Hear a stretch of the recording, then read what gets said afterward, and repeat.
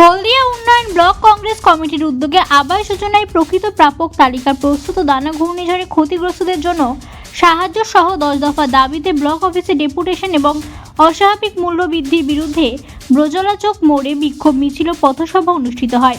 পথসভায় বক্তব্য রাখেন মহিলা নেত্রী শ্রীমতী মানসী দে শেঠ, শ্রমিক নেতা সুদর্শন মান্না, মহিলা নেত্রী শ্রীমতী কাজল দাস, ব্লক কংগ্রেস সভাপতি শেখ আজাদ আলী নেতৃত্ব তাপস।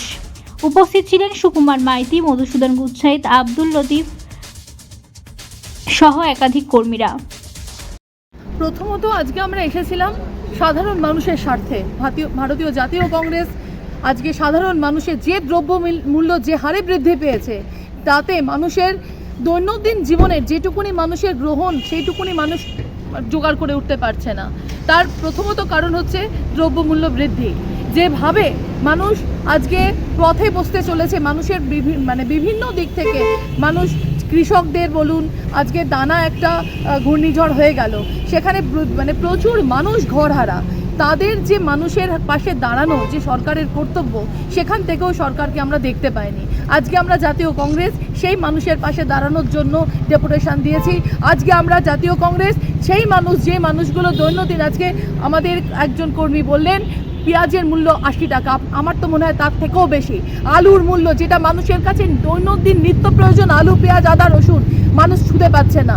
ছোট ছোট বাচ্চাদের মুখে আমরা আহার তুলে দিতে পারছি না, কারণ এই এত দ্রব্যমূল্য। তার দায়ভার কে নেবে? তার দায়ভার কাকে নিতে হবে? এই দায়ভার নিতে হবে একমাত্র রাজ্য সরকারকে। দ্বিতীয়ত, আজকে পেট্রোলের দাম যেভাবে বেড়েছে, তাতে কি আমাদের রাজ্য সরকারের যে টিডিএস, সেটা উনি কি সেখান থেকে কি উনি আমাদের রেহাই করতে দিতে পারেন না? বিদ্যুতের মূল্য সব থেকে আমাদের রাজ্যে বেশি, সব থেকে বেশি ভর্তুকি আমাদের রাজ্যে আমাদের নিজেদের পকেট থেকে দিতে হয়, রাজ্য সরকার দেয় না। দ্বিতীয়ত, গ্যাসের মূল্য, জ্বালানির মূল্য, কেরোসিনের মূল্য যে হারে বৃদ্ধি পাচ্ছে, সাধারণ মানুষ কোথায় যাবে? মানুষের অর্থনৈতিক অবস্থা নিম্ন থেকে নিম্নতর হয়ে দাঁড়িয়েছে। মানুষের কাছে কাজের জোগান নেই, মানুষের কাছে কাজ করে খাবে সে জোগান নেই, শুধু কালোবাজারিতে ভরে গেছে। তার জন্য আজকে আমাদের এই ডেপুটেশন। কিন্তু আরো দুঃখ পেলাম, দুঃখর সীমা আজকে অতিক্রান্ত করেছে আমাদের মাতঙ্গিনী হাজরার এই মূর্তি। এই মাতঙ্গিনী হাজরা স্বাধীনতা সংগ্রামী। আজকে আমরা দেখতে পাই, আজকে আরজি করেন মাটিতে আরেক মাতঙ্গিনীকে লুটিয়ে পড়তে দেখতে পাই। আজকে সেই পূর্ব মেদিনীপুরের যে মাতঙ্গিনী হাজরা, যার নেতৃত্বে ইংরেজ সরকারকে তার পথ ছেড়ে দিতে হয়েছিল, ইংরেজ সরকারের বিরুদ্ধে যিনি লড়েছিলেন, মাটিতে লুটিয়ে পড়েছিলেন, সেই মাতঙ্গিনী হাজরার মূর্তি আজকে একটা কাপড়ের মধ্যে জর্জরিত হয়ে রয়েছে। এই রাজ্যের মুখ্যমন্ত্রীর মুখ কবে অনেকদিন আগে তো পুড়ে গেছে, আজকে আমরা আবার পুড়িয়ে দিলাম এই মাতঙ্গিনী মূর্তির পদদেশে এসে। এই রকম মূর্তি দেখে আমরা আজকে ডেপুটেশন দিয়ে আজকে আমাদের কাছে 7 দিনের সময় দিয়ে গেলাম। 7 দিনের মধ্যে যদি এই মূর্তি ঠিক মতো না তার করা হয়, আমরা আবার এখানে আসবো, ধর্নায় বসবো। কারণ মাতঙ্গিনী হাজরা শুধু মাতঙ্গিনী হাজরা নয়, আমাদের এই পূর্ব মেদিনীপুর জেলার গর্ব, আমাদের মেয়েদের উনি অঙ্গীকার, আমাদের মেয়েদের উনি একমাত্র মহিলা যিনি এই স্বাধীনতা সংগ্রামীদের প্রথম লড়িয়ে এসেছিলেন। পুলিশের গুলি তার বুকে লেগেছিল, সেই সময় তাকে মাটিতে লুটিয়ে পড়েছিলেন। সেই মাতঙ্গিনী হাজরার গান্ধী বুড়ি আজকে আমাদের এখানে কিভাবে জর্জরিত হয়ে বসে রয়েছেন। আমরা সত্যি খুব দুঃখিত, আমরা হতাশা আমাদের মধ্যে এই রকমভাবে দেখবো আমরা ভাবিনি।